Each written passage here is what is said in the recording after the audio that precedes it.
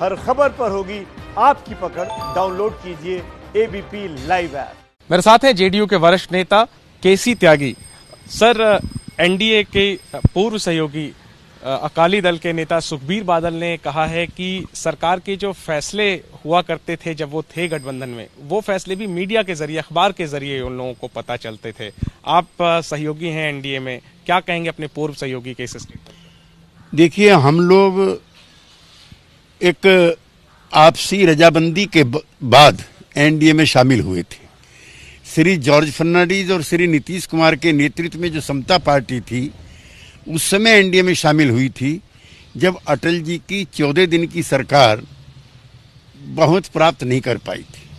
अटल जी उसके अध्यक्ष बने, जॉर्ज साहब उसके कन्वीनर बने और एक नियमबद्ध वर्किंग रिलेशनशिप बिल्डअप हुई। जो असहमति के मुद्दे थे उनको नहीं उठाया जाएगा, इस पर हमारी पार्टी उनके बीच में रजाबंदी बनी। हम आज भी अपने उन सवालों पर उसी तरह से मजबूत हैं जैसे पहले थे। आर्टिकल 370 पर हमारी अलग राय थी, हम लोगों ने सरकार के साथ वोट नहीं किया। उसके बाद एनआरसी पर बिहार के मुख्यमंत्री और हमारे अध्यक्ष कह चुके थे कि बिहार में एनआरसी लागू नहीं किया जाएगा। यूनिफॉर्म सिविल कोड पर श्री नीतीश कुमार लॉ कमीशन के चेयरमैन को चिट्ठी लिख करके अपना ऐतराज जता चुके हैं। इस पर व्यापक विचार विमर्श की आवश्यकता है।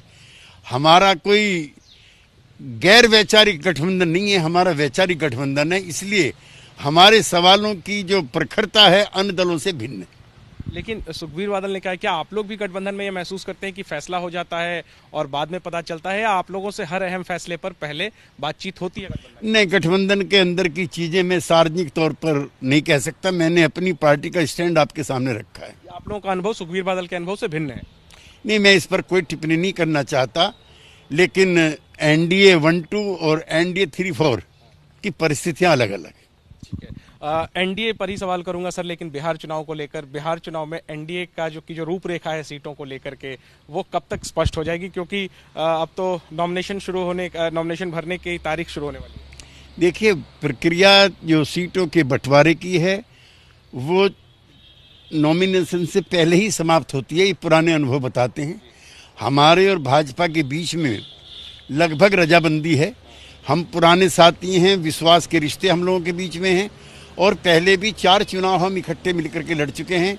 इसलिए हमारे भाजपा के बीच में सीटों को लेकर कोई टकराट नहीं है। आखिरी में सर, हाथरस में जो घटना दर्दनाक सामने आई है, एक दलित गैंगरेप पीड़िता की आज दुर्भाग्यपूर्ण मौत हो गई दिल्ली में, काफी आक्रोश है इसको लेकर के, क्या मांग करेंगे आप जेडीयू की तरफ?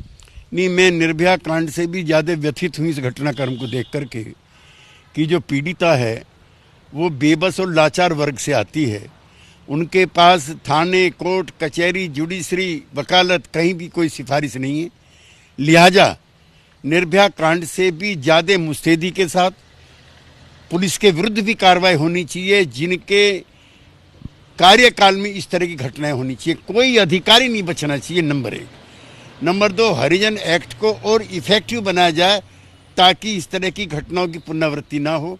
तीसरा, सभ्य समाज की जो संवेदनाएं हैं, मोमबत्ती जलाने से लेकर के न्यायिक प्रक्रिया मांगने की और तेज होनी चाहिए, ताकि जो समाज के सबसे गरीब तबके हैं वो भी आशा भरी नजर से न्यायिक प्रक्रिया का सम्मान कर सके।